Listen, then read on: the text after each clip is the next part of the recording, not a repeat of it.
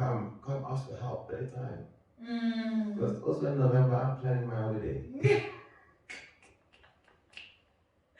Apparently when you come in November, you should just know that you are coming again. You're early for next year. That's what you are. You're early for next year. Your change waiting for you. I'm loving the change of attitude already. Your I love it. enthusiasm. I love the enthusiasm. Clearly, you've grown this year. Clearly, you've used this and you've evolved. I love it.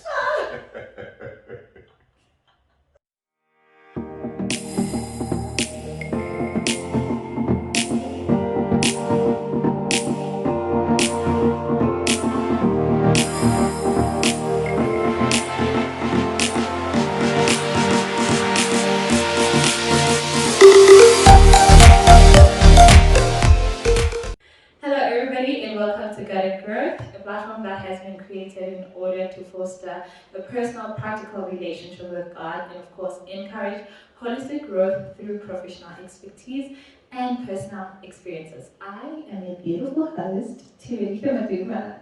Do you agree? Yes, definitely beautiful. Definitely. Thank you. Even though I asked for it, but I'll take it. This handsome.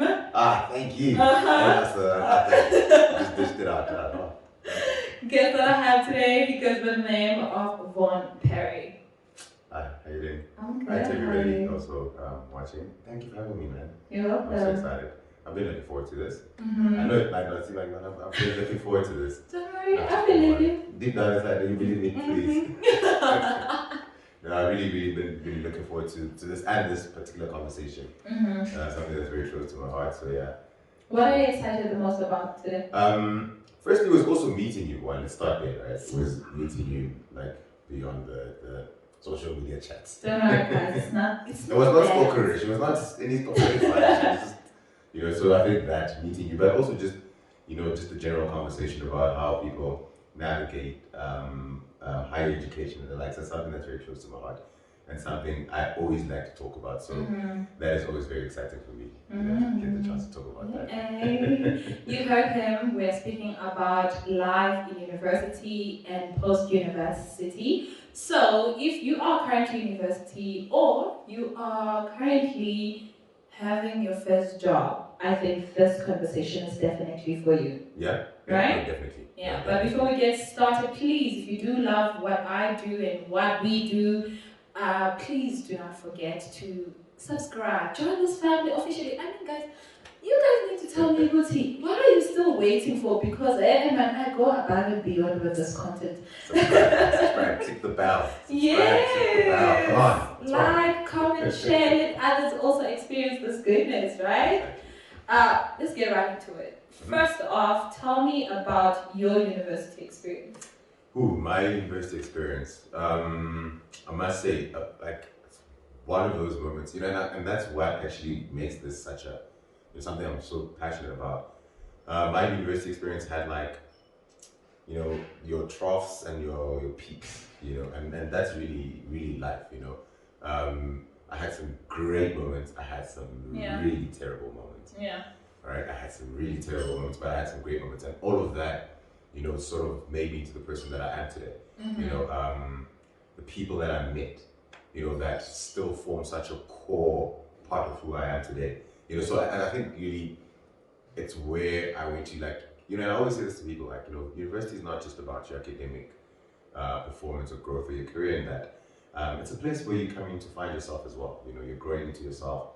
And you're going through sort of a sort of finishing school, you went through your whole puberty and adolescence and high school. Now you're in that space in your life, where it's like, we're sort of trimming things out, and you're coming to, when it comes to your spiritual life, to your romantic life, you're finding yourself in those elements. Yeah. So for me personally, peaks and troughs, but definitely something that I really enjoy. Like sometimes I even sit down and I look at my students and I'm like, yo, man. I watch hair about Yana, it doesn't hurt.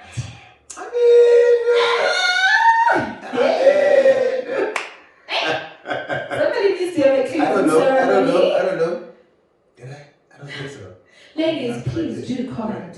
I don't think if he hurt you. I don't think I have. I don't think for the truth and reconciliation process. Please, let's have a TRC. We need to move on. We need marriage. Maybe that's why. Maybe Yes. that's why the gate of marriage is chosen. Yes. It's because we have sins. Guys, let's have a TRC, ladies, and let's sort this out, please. But yeah, man, it's like really, the romantic spaces, the spiritual spaces, you all just find yourself in those spaces, man. And yeah, you meet like, I was always so envious of like some of the people I went to varsity with, that found the love of their lives in varsity. Because I was like, wow, man, that's such a beautiful thing. You go through all these experiences with somebody, and then you get into like adulthood and do marriage. It should be a beautiful experience. But yeah, man, for me, a great one. Okay. But tell me the funniest experience that you ever had. Ooh. I have so many. So many. Okay, I'll give you two. My top two. I was telling somebody about this particular one the other day. I had this friend of mine, and her and I went everywhere together. We were inseparable. We had dinner together, breakfast together. The only time we were not together is in class. But outside of class, in bed, everything we did. The bed? I had to be extra. No, but like everything we did together. Yeah. And we're just these we were young, we we're trying to experience stuff. And we went to this Ethiopian church this one time, it was Sabbath. So we're like, oh man, let's try something out. And we get there, and I just realized we like things. Because first we realized only being two people there speaking English. So now they need to have a sermon, and then there's literally somebody sitting right next to us the whole time. Yeah. Translating just for the two of us. So the whole time the preacher's going, so Peter heard the cock crow. So the whole time. So I think that's definitely one of them. I had a it was a funny experience at the end, but at the time it was happening, it didn't seem funny. We used to like doing these waffle evenings. I would go out for waffles. A friend of mine would have waffles and ice cream. So we had a Steers that I believe it was just behind Fitz at the time, main campus. So we'd just walk from Ray's and just go to have waffles there. So this one day we're having waffles, and so he's sitting across from me, and we're talking. And so he's looking at the door, he's facing the door, so I'm facing him. And we're talking, we're having a great time, And then from nowhere, what sounded like gunshots. They just go off, pow, pow, pow. So now, obviously, personally me, I'm chill. I can't remember this. So gunshots like that, we're used to this, so I'm relaxed. My friend, on the other hand, literally just does this. And then he turns and he jumps over the counter through the space, literally. The coffee maker, the coffee machines or whatever. He goes over the counter, kicks everything over, straight through to the back. So obviously, me, I'm not gonna ask twice. You are clearly running. I don't know what you're running from. I did not see anything, but clearly we should be running. So I also dashed through, jump. It was so chaotic, man. There was some elderly white males here in this table. Literally, I think those guys were literally in their 50s or something. Mm-hmm. They flipped the table and got underneath the table. So we dashed to the back. The stuff is on the floor. We get there. We get to some closet, some room in the back. We all hide in there. We get clothes. We chill I know it's going down. So after 5 minutes or something like that, somebody comes. We're scared because also at the end of the store, so you can't go out. There's no exit at the back. Yeah. So that's literally you've literally blocked yourself up. So we're there. Then finally after 5 minutes, somebody comes. You can hear footsteps. We're just and they open the door, and it's one of the workers. They're like, hey, you guys are so scared, man. That was just a car. But you know what made me feel good is because there was a few of us in there. It wasn't just me and my friends. It was the workers, some of the other customers in the store at the time. But I think that's definitely one of the funniest experiences that I've had. Please, you and your friend had not lost it. You're fine. No, but also, so that's the thing, because, after years go by, you're like, it really wasn't like that. How could we? But what reassures me is that literally the old white guys there, they literally flipped the table. They had food, everything. There's food, there are sauces there's salt, pepper, they literally flipped that whole table. Oh, it should be the So at least it wasn't just me and my friend. That's the vibe. But yeah, definitely, that's top tier experience. That must have been amazing. Definitely top tier. Let's get right into today's conversation. We are on university and post-university life, and we want to speak real. Yeah. Practical things. Let's start off with What do you think is a reality check moment for every student coming in for the first time in university? Reality check moment. It's always first block. You know which point actually in particular. There's this not even first block. I think like after the first block, the first term, Yeah. and then coming into the second one, there's always this recess, that happens there. And like so around the Easters, whatever, there's this recess, but it's not really a recess. Yeah. I mean, so obviously when you come in fresh from high school, it's break, hey, it's holiday. I'm going home, I'm with my friends. Yeah. But when you come back to varsity, you realize, oh no, that wasn't really a break for you to go home. That was for you to just get your stuff together and study. So that one, when you come back from that break, you're always like, oh, that's when you learn. There are no holidays at varsity. No. I think that's the first reality check that they normally have. When they come back, you're like, okay guys, get into it. So you have test tomorrow. No! Test? What do you mean? Yeah. We just came back from holiday here. You have the chance to study. You know what? I'm really excited to have this conversation because I never really, well, I did, but it was like for 4 to 5 months to an actual university where I sat and there was a lecturer in front of me. The rest of my studies, I did them via UNISA. Oh, okay, so there was like... So I never really had a typical university experience. It is something, I tell you, man. It is definitely something, and I think it's that that interaction, with all these people also going through it. When you have that campus sort of life, that just takes you through like your range of experiences. That's just so beautiful. And I always stress that to my students, like, listen, man, I love that you push. Don't get me wrong, you're here for push course, but do have a life, right? I remember back in men's race, used to have a saying, course before intercourse. But genuinely course. You see now. But either way, we share the information. But really, sure, have fun, but definitely course first. But you need to have a balanced life, right? So you can't just live in your books. So really go out there, meet people from different places, man. That's just the beauty of a campus, because you have people coming from all the 9 provinces of South Africa. Some people coming out of, Iraq and other places around the world. So you have an opportunity to meet with those people, exchange with those cultures. Don't like rob yourself of that experience. Yeah. What is the common mistake that you feel first years do? I think the one common mistake, I think for me there are 2 main ones, right? Okay. If it's fine, I can share maybe the 2. For me, one is not starting early enough. Okay. I think that's number 1, right? Of course, if you're coming from like high school, you just now have this sort of newfound pseudo independence. So you're going through a lot, right? You're getting to know yourself now. There's parties and stuff. So it's very easy in that very beginning part when you're overwhelmed to really you want to first get acclimatized. You don't start early. I think that's one mistake. Start early. The sooner the better, right? Start early. The other mistake for me that's really, really, and it's the most ridiculous one for me, but it makes the most sense as well, right? Yeah. Because the other one for me is, in medicine, they'd say help-seeking behavior, right? So in medicine, they'll talk about help-seeking behavior of patients. I think for me, that's another thing for students as well. Like they have when you have poor help-seeking behavior, you literally have resources, people around you that are meant to be there to guide you through this, help you through concepts, help you understand concepts. So I've never always understood.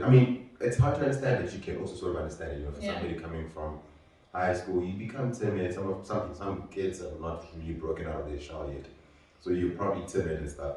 But help-seeking behavior. If you're struggling with something, stop the class. If you're not that kind of person, come see me after class or something. And I think that's one of the biggest mistakes, sitting with an issue.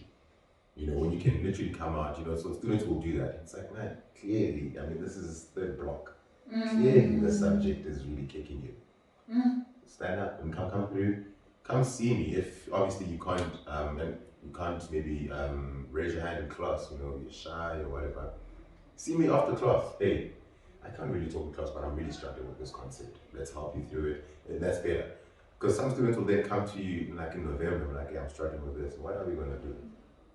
What are we gonna do? It's supposed to be assessing you, man. Come back next year. Let's do this again. I think you're ready for next year. Let's do next year. clearly want to spend more time with me. No, you're elevating. I've seen a lot of students changing courses throughout their years of study. How can one avoid doing that? I think, yeah, and basically, it's not something you need to avoid, right? Okay. When you're going through varsity, you're going through a change, you're getting to learn yourself, you know, you're going to learn so many things about yourself. So many things about yourself are going to change as well. It's okay to allow that. I mean, of course, the other thing as well is to avoid the extremes. Be hard, don't burn, be cool, but don't freeze. So don't now change courses every year. You know what I'm saying? But avoid the extremes, but don't cast them in stone. So now tomorrow, when you realize that you don't like arguing as much, so maybe law is not for you, don't now, you know, force yourself and now live an unfulfilled life because you had told yourself in grade 10 that you want to be a lawyer. Yeah. Allow yourself to go through those changes and allow yourself to evolve, I think. So I don't think it's something you need to really, you know, avoid really. Okay. I also have heard, I don't know if I'm fortunate to not have experienced a fellow student losing their lives, but as a lecturer, what do you think are the most common reasons that lead to suicide? I think, you know, I think as a student, obviously they have, you know, they're dealing with so many things outside of academia, right? So it'll obviously be, it's going to be it's going to be broad, it's going to be more than just school. But definitely it does happen. You know, mental health is a very serious thing, and I'm happy to see, at least in the few institutions I've, you know, been around in SA, to see a sort of gearing towards of like really supporting students around that. Yo man, people are always dealing with so much. I could never, like, you know, pinpoint one thing, especially now in this age of social media and all of that. You know, I think the fact is it's so multifactorial. Yeah. The influences come from so many different levels. There's personal life, there's your romantic life. Somebody got dumped and then now they want to, you know, you never know. It's all these things. But it's definitely from so many levels. Your spiritual life might not be in the right place, you know. Your relationship with your mom or dad, you know, could probably, so all those things could really affect it. And I think that's one thing as a lecturer, or, you know, anybody dealing with, you know, people in that sense, is that, you know, you always need to be cognizant of that, you know, that of course you're interacting with this person as a student, but this person is more than a student. Yeah. All right, when they leave here, and you know, that's one thing we always talk about as well at work. You know, that in all honesty, like when I get home and, like, you know, for those of my colleagues that are married, and the husband or the wife, you know, pisses them off, when they get into the car and drive to work, you know, they don't leave, you know, the anger outside or the hurt. Their parents, they bring that to work, so they might be slightly annoyed on that day or whatever. Same thing with students, right? Just because they're a student here or they're student number 38, what, doesn't mean whatever's happening in their lives is now sort of isolated, or, like, you know, their student existence is isolated from the rest of their lives. Yeah. Right? They're still somebody's son, they are still somebody's friend, they're still somebody's boyfriend or girlfriend. They're all these things, and all those places in their lives can really go wrong. Yeah. You know, you need to be sensitive to that as well and cognizant of that, I think. Yeah. What makes, or rather, how can fourth years stay in check to ensure that they bag that degree? They bag. I think for me, like, really, it's complacency, just guard against complacency. But listen, if you made it to fourth year now, shine inside. You know, you've done it. And it's such a beautiful place to also be in, because it seems at this point maybe you've really found what works for you, you found your pattern, you know, you found at least a balance into your life, and that's really an accomplishment, right? So I'm really a big fan of, you know, celebration. I mean, I love the academic wins, but I think what going through that means outside of academia is really, really more important for me as well, you know. Well, not more important, but really important for me as well. So for me, I mean, I think it's a big win. I'm sure you got that, you're probably gonna get that degree, but you've also managed to get some balance in your life, and that's a great achievement, you know. So be excited for that and keep that up, I think. You clearly have a formula. If you're in fourth year, or you're either doing something with a lecturer you're not supposed to be doing. Oh no. If that's working for you, right? Honey! Cut that part! If your formula, if the wheel is not broken. But yeah. He is never coming again. but no, definitely. I mean, you've somehow figured out a pattern, and that's good. I think celebrate that, celebrate those moments. But yeah, maybe guard against complacency. What reality check should a graduate be aware of? First things first, we live in South Africa. The unemployment rate is in the pits. So that's definitely one. That's definitely the first one. And especially for some people who come from certain families, you would have made it through varsity and now they're like, oh, we can breathe now. And then hey, here you are at home for 2 years with no job. So that's something you really need to be prepared for. One of the first alumni, one of the alumni days, or dozen alumni days, Ukatiso had mentioned something about like when you graduate, you already have a job, and that job will be to find another job, and that's gonna be your job until you find out, and you need to do it, religiously and diligently. So I think that's the main reality check that would be that for me. Do certain universities have an advantage of employment? I mean, you're not gonna have a vetting moment right birds.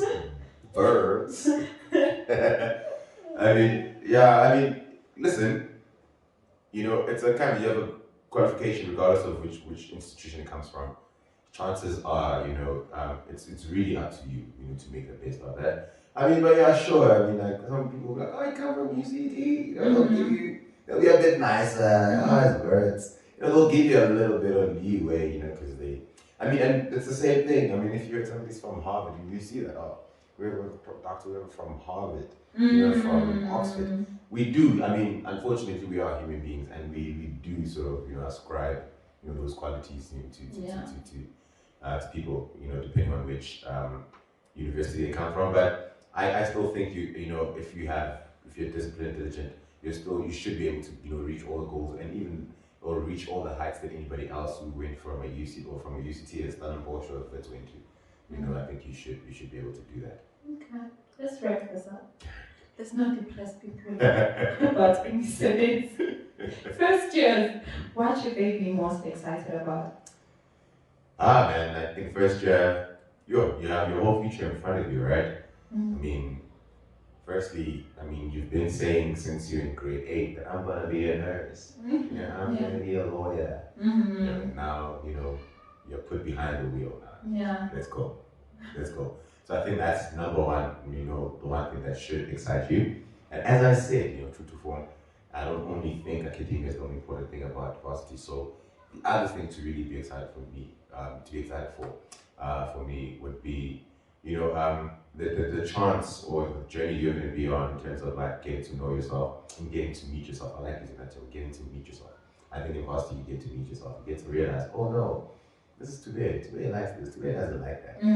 All these things, that really will make you in the future and really become a character or a particular, the kind of person you will be. So I think you'll get to meet yourself in varsity, and I think that's one thing to be really excited for. Yeah. I think, in my opinion, yeah.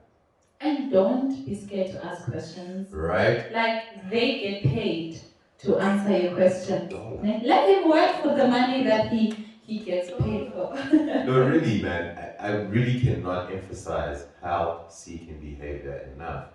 Like, it is the worst thing that you can do. If you're struggling, rather be a nuisance. Rather be a nuisance, right? Rather be a nuisance than sit in your room and go through something and get to the end of the year and then realize that, oh man, I might need to repeat. Or I am excluded for some reason, and I could have done all these things, but I didn't. Get help.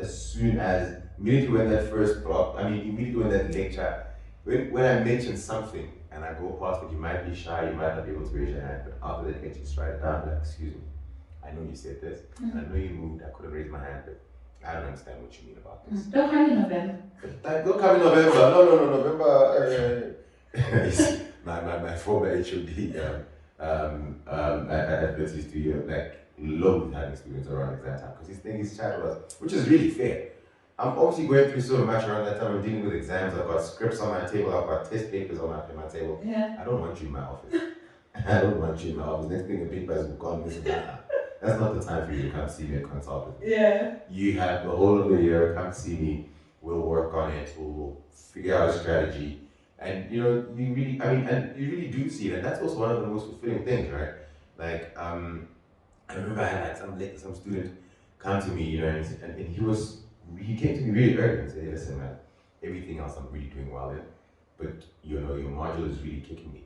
And I sat down with him, we figured out, I was like, okay, show me what you do when you study. He showed me, I was like, okay, cool, let's try to do this and let's change that. This is the approach you want to do.